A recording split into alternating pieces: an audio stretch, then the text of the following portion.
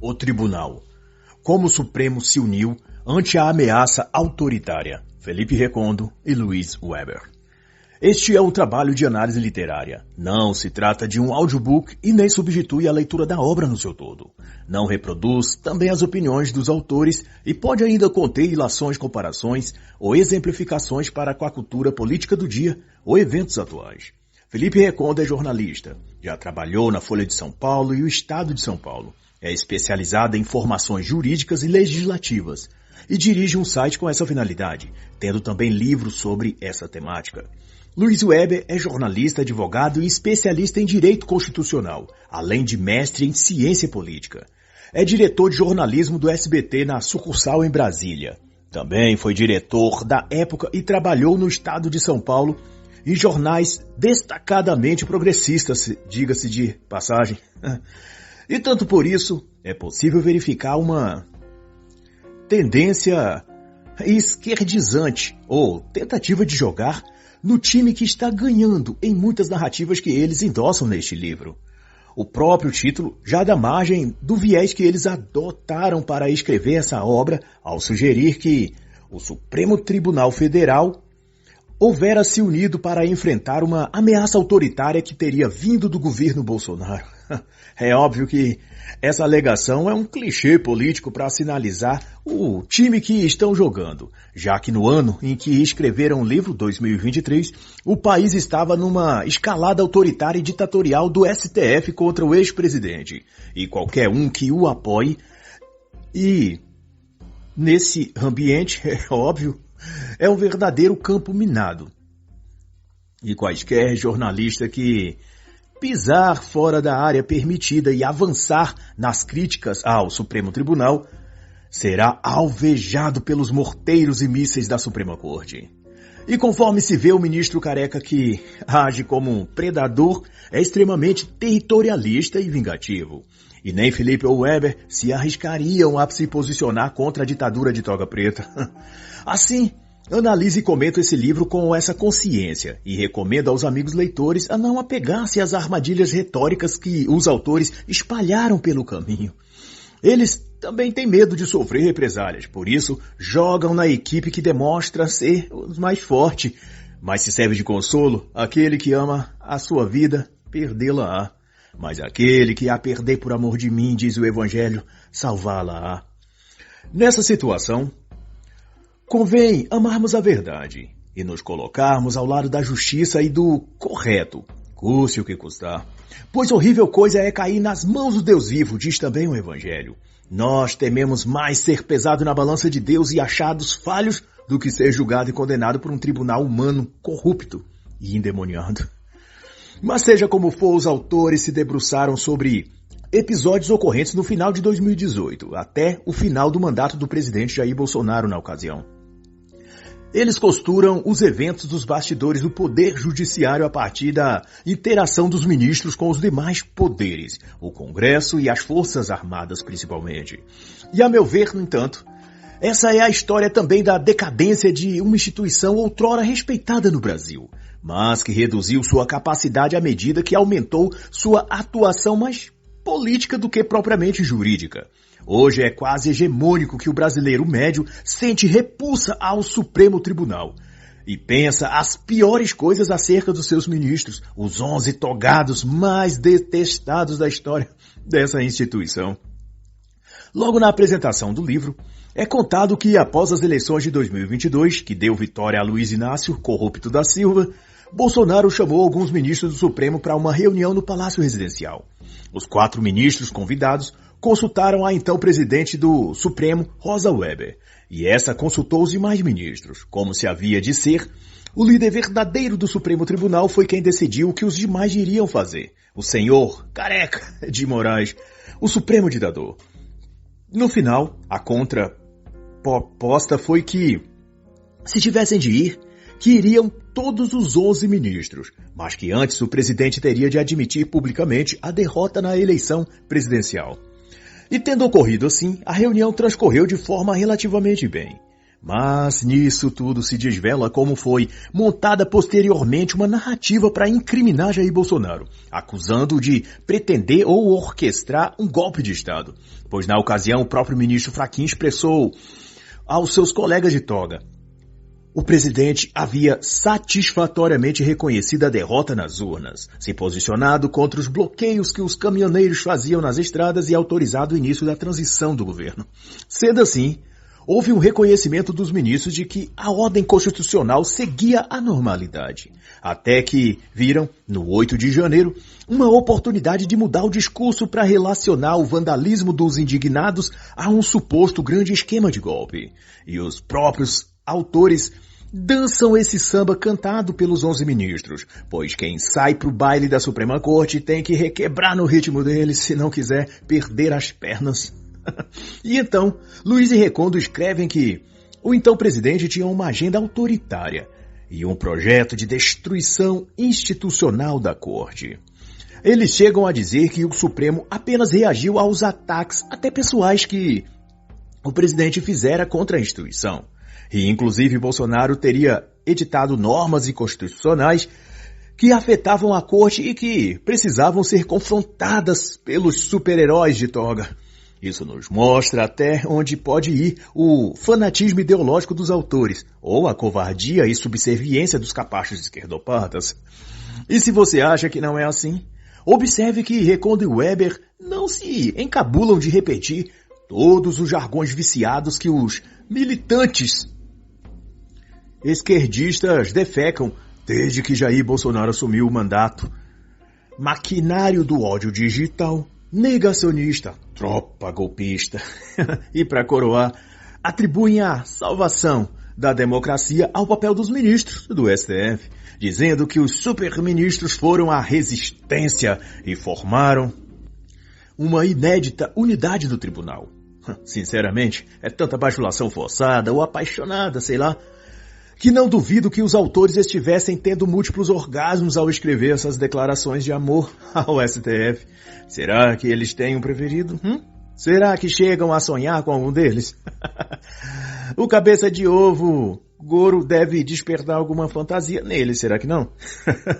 Em seguida vem o relato, não menos apaixonado, de que às 21h03 do fatídico 8 de janeiro de 2023, a senhora Rosa Weber percorreu o plenário do Supremo Tribunal Federal, contemplando vidraças e poltronas depredadas.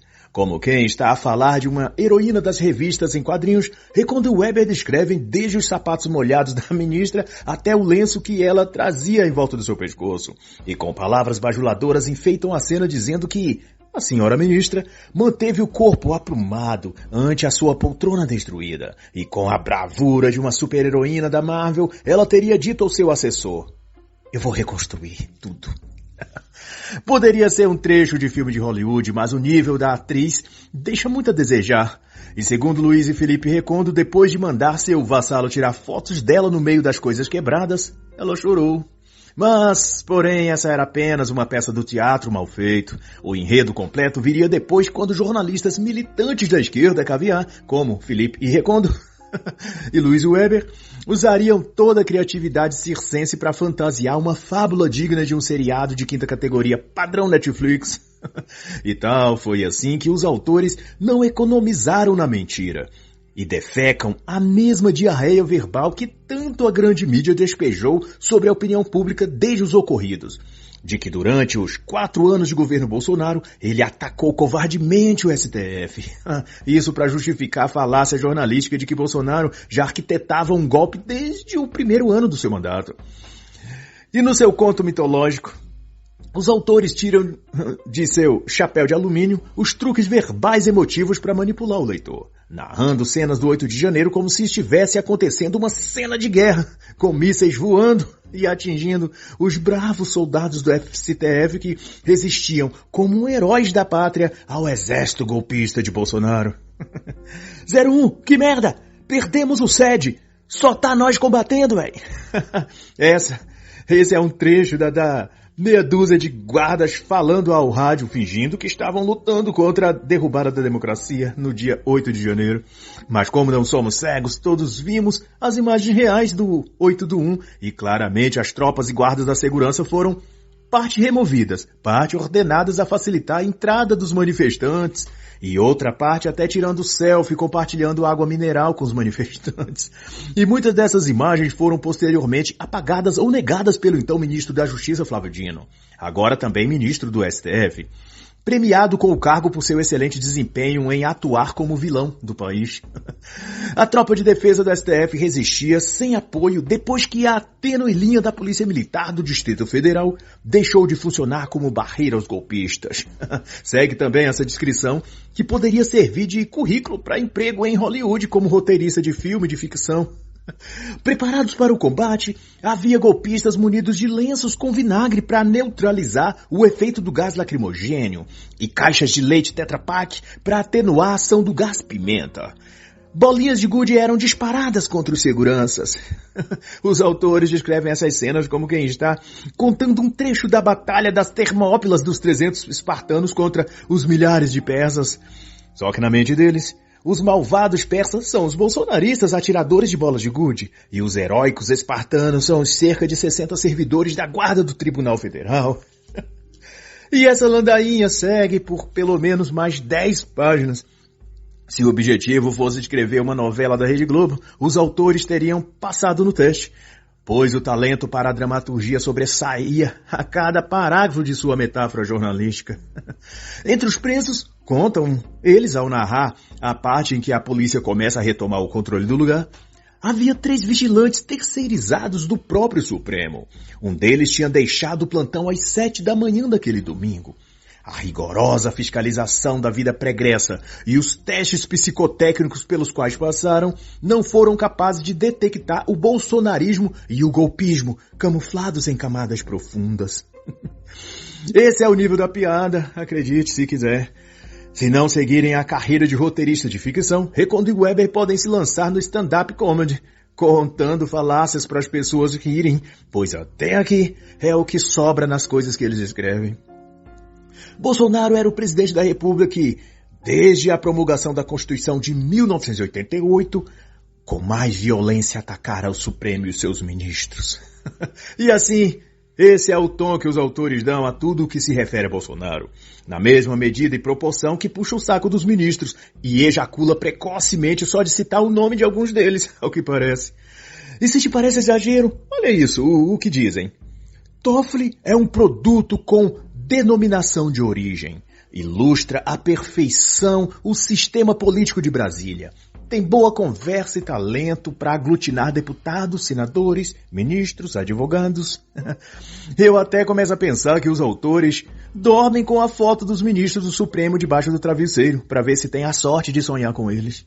Mas dentre as muitas divagações de Recondo e Weber, algumas revelações aclaram muitas coisas que na época não tínhamos, aliás, como saber. Uma delas é de que em 2018, tentando acalmar os ânimos dos colegas ministros, que temiam e não queriam que Bolsonaro vencesse as eleições, Luiz Roberto Barroso os acalmou, dizendo que Bolsonaro não poria em risco as instituições simplesmente porque os militares iriam contê-lo. Desde o início de 2018, Toffoli já se reunia frequentemente com o ministro do Gabinete de Segurança Institucional, o GSI, do governo Temer. Ao que se vê, Toffoli tinha aproximações com os militares, então deveria saber o que estava dizendo. Ou será que já tinha combinado o que os militares fariam ou como atuariam dali para frente? O que fica evidente, e isso nem os autores conseguem negar, é que os magistrados de Brasília tinham se tornado protagonistas da política cotidiana. E dentre os mais atuantes desse protagonismo, Felipe e Luiz Weber exaltam a figura do cabeça de ovo de toga preta e diz que o homem sem cabelo foi o mais efetivo instrumento de contenção da marcha autocrata de Bolsonaro, desde que foi nomeado como relator do inquérito das fake news. E falando assim, fica até parecendo algo sério e dentro das 4 linhas da Constituição. Mas não é. Esse inquérito e o próprio processo de nomeação do relator é repleto de desvios jurídicos e peças montadas com objetivos persecutórios.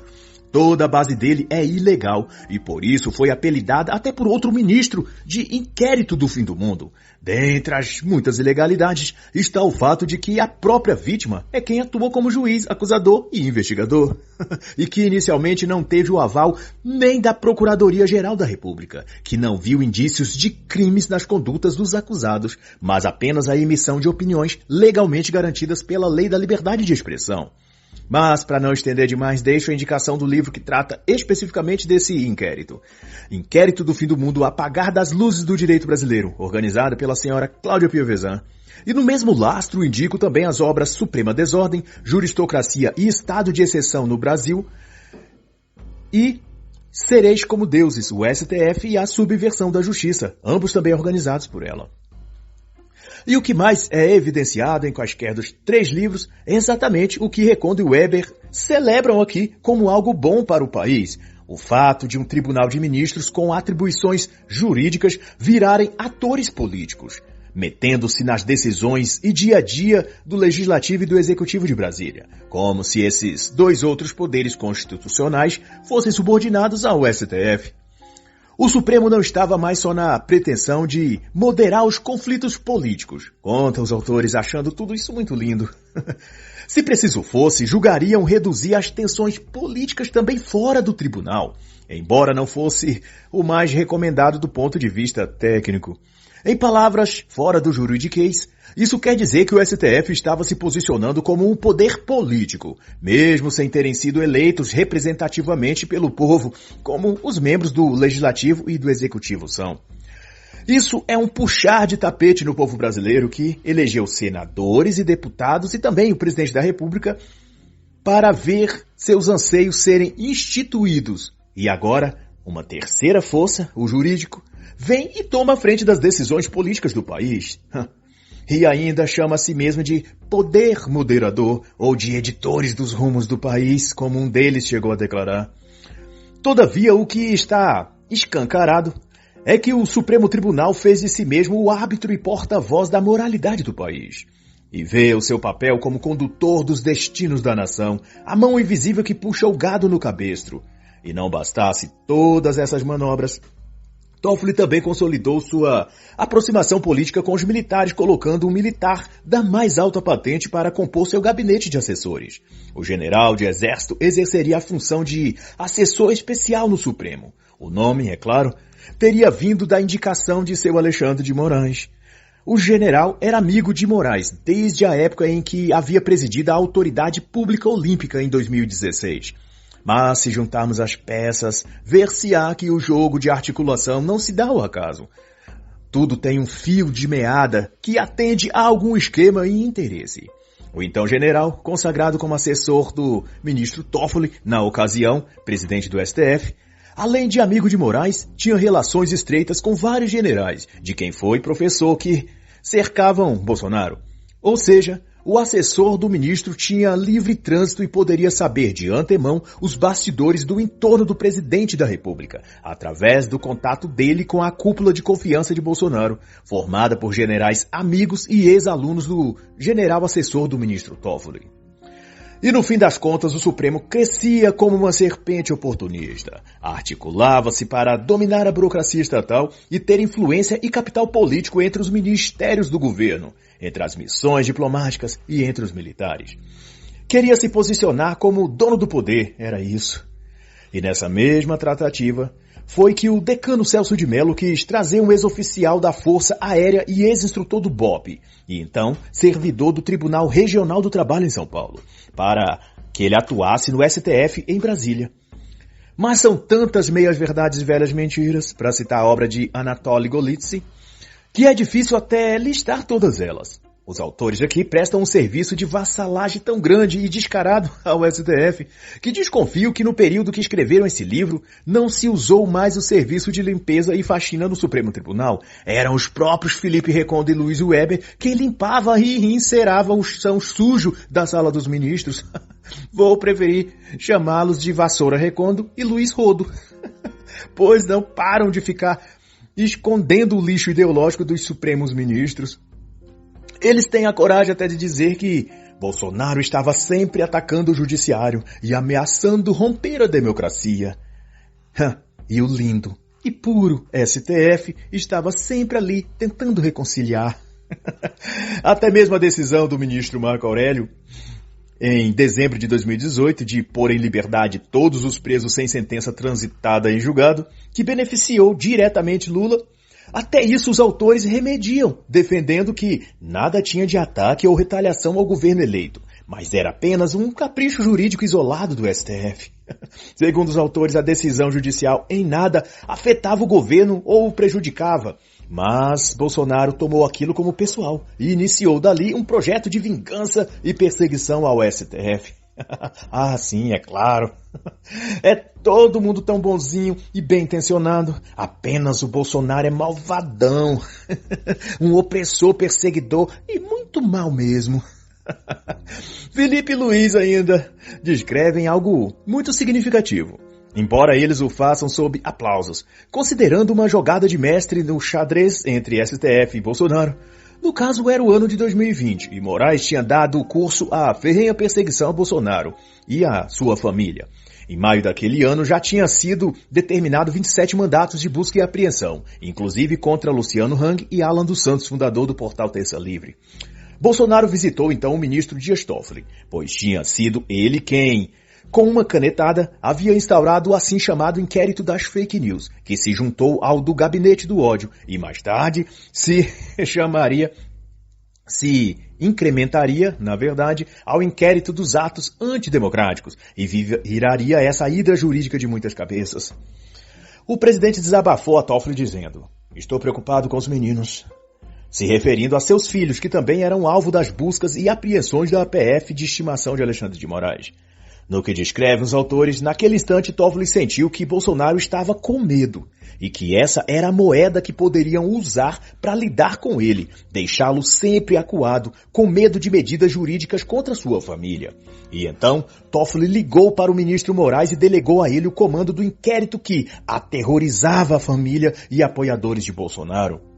"Alexandre, é o amigo quem está pedindo", disse Toffoli em novo telefonema, visto que a primeira tentativa não obteve concordância de Moraes. "Tudo bem", respondeu dessa vez o careca, "mas vou tocar do meu jeito."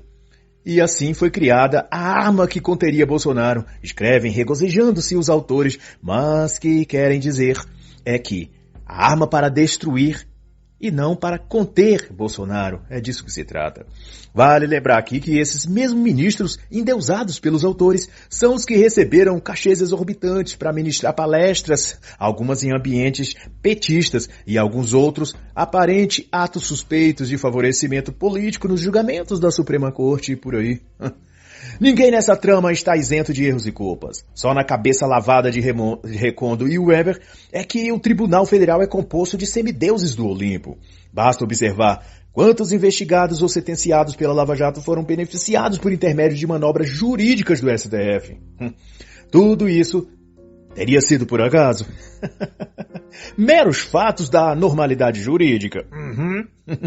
E nos casos em que um juiz proferiu sentença condenatória e tempos depois revisou sua própria decisão e se contradisse apenas para livrar da condenação determinado político, isso também foi só coincidência?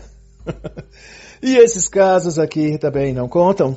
A interpretação forçada do regimento interno do STF para poder validar a abertura de inquérito para perseguir críticos da Suprema Corte, ou ainda a violação do sistema de sorteio e designação arbitrária de Moraes como relator, e o fato de o STF ser vítima, investigador e juiz ao mesmo tempo, ou ter ignorado o protocolo jurídico que manda arquivar processos que a PGR tenha assim se posicionado de que não houve ilegalidade nas condutas do réu. Tudo isso ainda qualifica os ministros como heróis da democracia? Mais tarde, o próprio ministro ditador careca revelaria sua posição. Os ministros achavam Bolsonaro burro. E eu também. Mas nunca o subestimei. Passei 2 anos brigando sozinho com Bolsonaro. Foi o que revelou ele, de acordo com Weber e Recondo. Os ministros também vai defecar. Os autores acompanhavam com atenção e sólida unidade de pensamento Um movimento populista de direita que se espalhou pelo mundo com suas estratégias de esfacelamento das instituições. E não é de admirar que tamanha infecção mental tenha alguma raiz na diarreia esquerdista que os jornalistas produzem. Os autores revelam nesse sentido que Rosa Weber consumia o livro Os Engenheiros do Caos, do esquerdista Giuliano D'Ampoli, que também foi lido por Moraes. Já Gilmar Mendes se debruçava sobre a obra Defesa do Estado Constitucional Democrático em Tempos de Populismo, do progressista Andreas Vaubourg.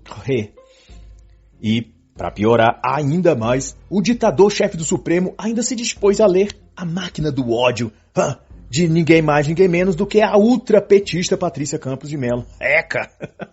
Quanto mau gosto literário, né? E o resultado de se consumir tanta coisa estragada não poderia ser outro. O intestino dos ministros estava apodrecido, infectado com bactérias marxistas da pior espécie. E prova disso foi que logo após Moraes declarar, vangloriando-se, de que o Supremo estava unido contra Bolsonaro, ele estabeleceu um grupo de delegados da PF que respondia diretamente a ele, de modo que não precisava depender de pareceres da PGR como manda a legislação. Ele simplesmente dava uma ordem por telefonema e a Gestapo do STF obedeceria sem questionar as normas legais ou constitucionalidade das ações. O Vale Tudo do Direito foi instituído, mas apenas contra os bolsonaristas, é claro. E naqueles dias, Cabeça de Ovo, com sua PF de estimação, emplacou a narrativa de que Carlos Bolsonaro era o articulador do esquema das fake news. Curioso e depravado é que o mesmo ministro que proferiu a sentença proibindo Bolsonaro de nomear Alexandre Ramagem como diretor-geral da PF, alegando interferência do governo na Polícia Federal, esse mesmo hipócrita cooptou para si vários delegados da mesma PF, que atuariam como seus vassalos diretos. Ai, ai, pelo jeito, pau que bate em Chico, não bate em Francisco lá no STF. E era esses desmandos e inconstitucionalidades que o povo, o brasileiro comum, se queixava e criticava o STF. Mas seus ministros, envaidecidos e mimados demais para ouvir críticas, preferiam proibir as críticas e perseguir e acusar de gabinete de ódio quem publicasse nas redes sociais as verdades que eles não queriam ouvir, que está mais do que óbvia de que são eles parciais, tendenciosos à esquerda, corporativistas nos defeitos uns dos outros e, especialmente, não atuam nas regras da Constituição. Basta ver o abismo de distância entre o que os magistrados pensam e o que a população deseja para si e para o país.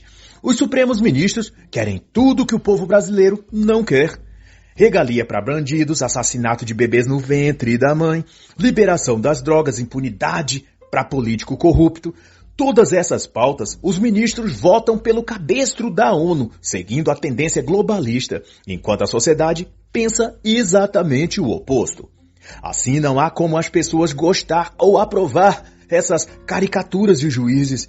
E quando pessoas indignadas fazem críticas nas redes sociais, não é porque são uma milícia bolsonarista de ódio, mas são cidadãos que amam o bem e não gostam de ver o país nessa lama e podridão política, jurídica e moral que os heróis magistrados se esforçam para jogar nosso país.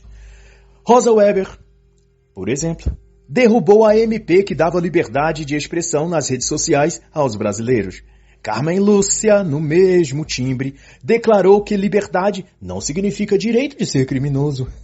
E por aí vai, as diversas manifestações esquerdozoides e míopes desses togados. Ai, ai, eu só pergunto se liberdade não dá o direito de ser criminoso? Por que então o 9 Dedos está solto, se ele cometeu vários crimes quando estava livre? Por que André do Rap, sintonia final do PCC, foi liberado pela porta da frente da justiça? Por que a Japa, que movimenta a contabilidade da facção, foi libertada? E ainda sob a desculpa da justiça de que ela tem endereço fixo e tem um filho menor de idade que precisa dela. Ah, tá. Os presos do 8 de janeiro também têm filhos e residência fixa. Isso é ou não é perseguição seletiva e viés autoritário? Isso é ou não é ilegalidade jurídica?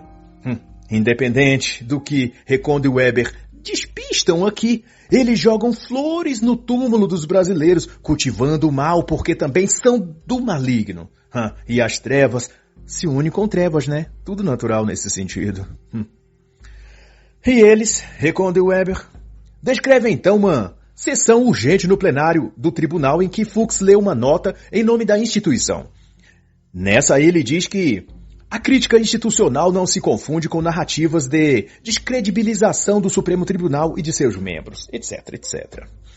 Mas nada podia estar mais distante da realidade, pois é a própria instituição quem descredibiliza a si mesma quando promove e defende tudo que é oposto ao que o cidadão trabalhador comum acredita e pensa sobre família, sobre filhos, liberdade. Por exemplo, o que o brasileiro pensa das drogas, do assassinato de bebês no útero, do tratamento que é dado a bandidos e outros temas, não é exatamente o contrário do que os ilustríssimos togados acham e de como votam nessas questões? Daí, não tem como o povo apoiar ou gostar de uma trupe de seres que impõe sua vontade contra as do povo. Se os juízes endeusados acham que o povo é antidemocrático quando fazem críticas a eles, pois saiba que os magistrados é que estão sendo antinaturais, o que é muito, muito pior. E agem contra as leis da própria natureza, querendo forçar as pessoas a ver o céu azul e chamar de verde a sua cor. Ou olhar o errado e dizer que é certo, pois a grama é verde, saiba disso, e a alma de vocês é escura. Essa é a verdade, independente das notinhas que sejam divulgadas na mídia, vendida ao comunismo, ou quantos Recondos ou Webers escrevem livros tentando lavar nosso cérebro, dizendo que os vilões, no fundo, são heróis. Tá bom. Em seguida, os autores elaboram um capítulo de cerca de 30 páginas comentando do negacionismo do governo federal no tratamento dispensado à gestão da moléstia chinesa lá no ano de 2021. E a sequência de acusações seguem a enfadonha linha de discussões que a grande mídia já repercutiu, verbalizando que o governo era negacionista, genocida e blá blá blá blá blá. E que o STF, então, se uniu mais uma vez para salvar o país. No esforço que os autores nomeiam de jurisprudência de guerra contra Bolsonaro. E apesar de ridículo o nome, pior ainda foi eles descrever o cenário como uma guerra infinita, onde os ministros faziam a vez de Capitão América, de Thor, Homem de Ferro ou Hulk, combatendo o terrível Thanos Bolsonaro para impedir a extinção dos brasileiros durante a pandemia. Como eu disse, os autores deveriam escrever ficção científica.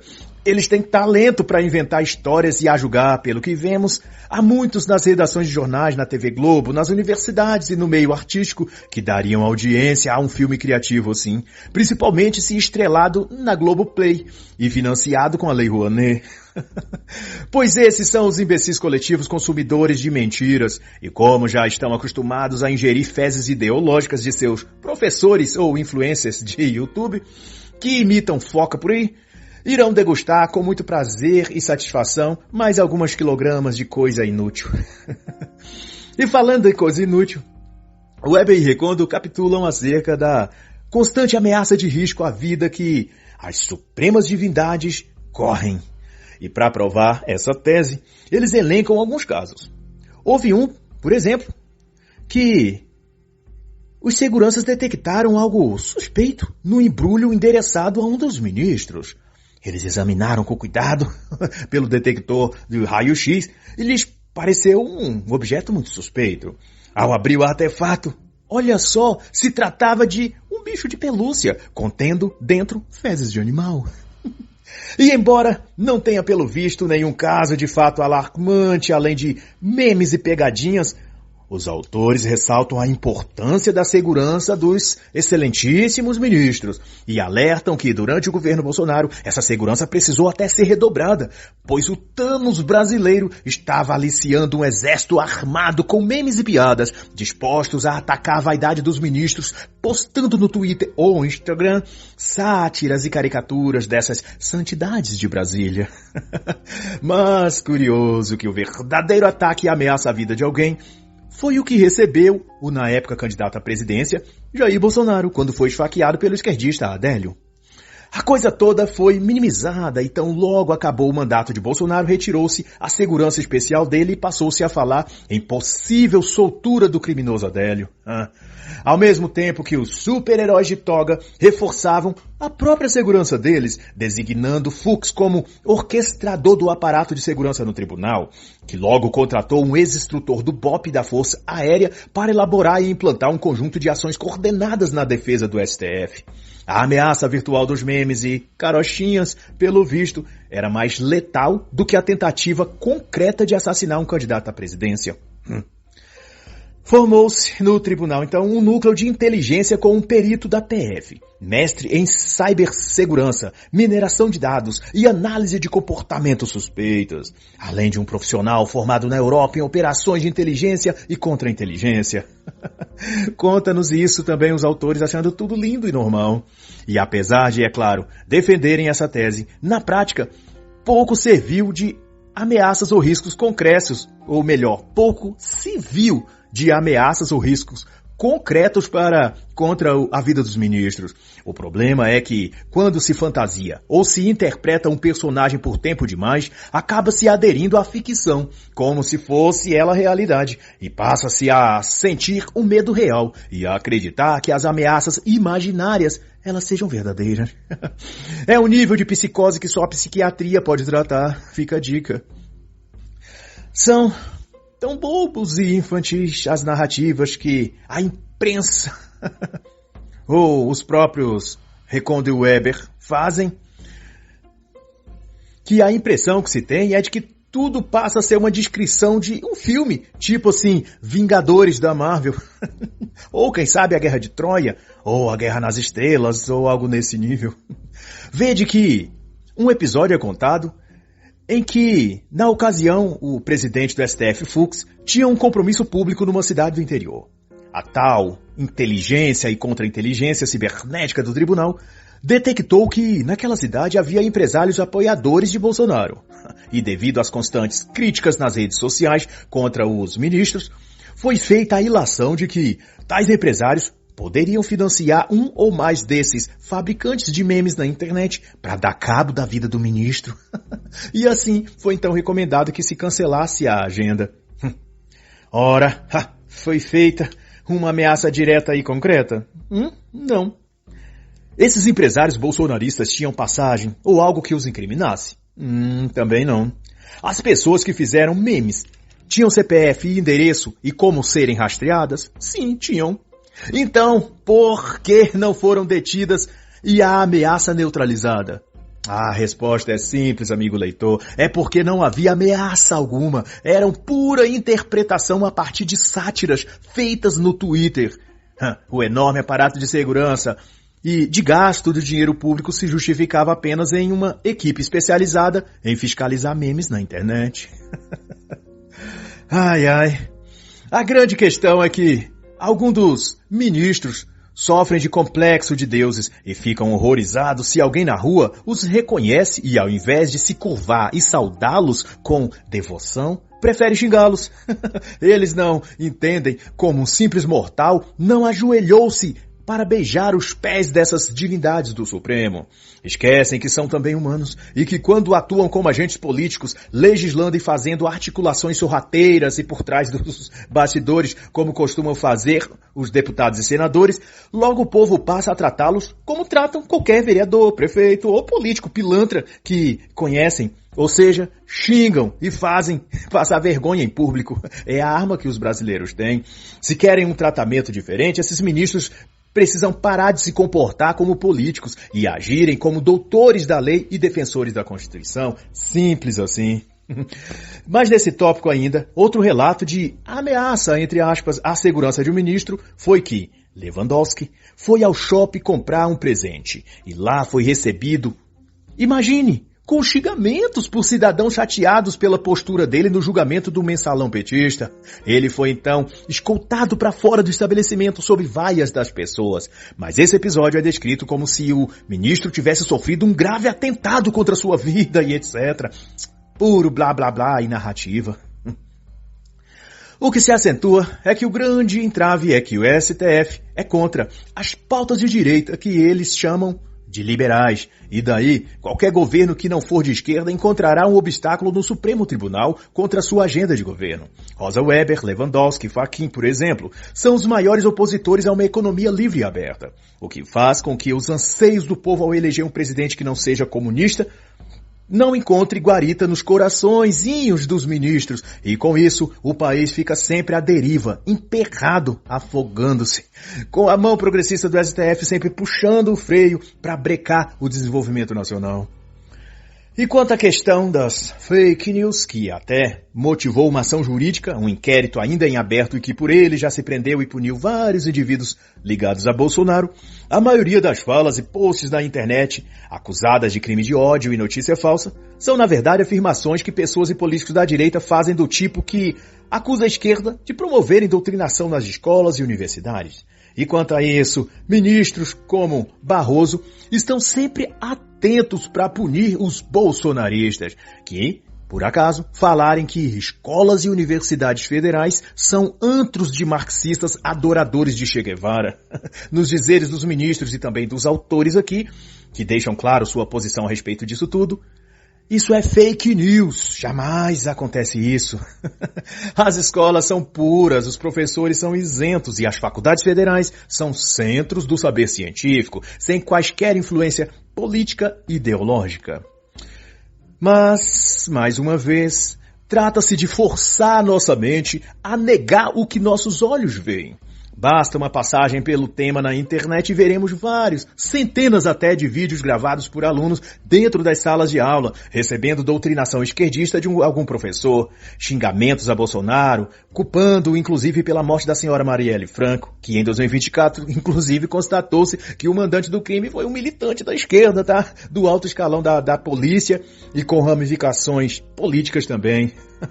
Mas fora isso, eu mesmo passei pelos bancos escolares de uma universidade federal, quando cursava engenharia agronômica, e vi e testemunhei a esquerdização de todo o ambiente universitário. Até professores de exatas que nos davam aula de cálculo aplicado e química analítica distorciam suas aulas para fazer propaganda de Cuba, elogiar Fidel Castro e endeusar, imagina, Che Guevara. Ninguém me contou isso, eu vi e vivenciei. Além da forte apologia às drogas em todo o campus e uso aberto e corriqueiro da cannabis por alunos e por professores. Mas, para não ficar só nas minhas palavras, eu deixo a recomendação dos livros que esclarecem muito desse assunto. As universidades são os tumores da sociedade, do professor Itamar Silveira, que esteve 30 anos dentro de escolas federais, e Lavagem Cerebral, como as universidades doutrinam a juventude, do excelente escritor Ben Shapiro.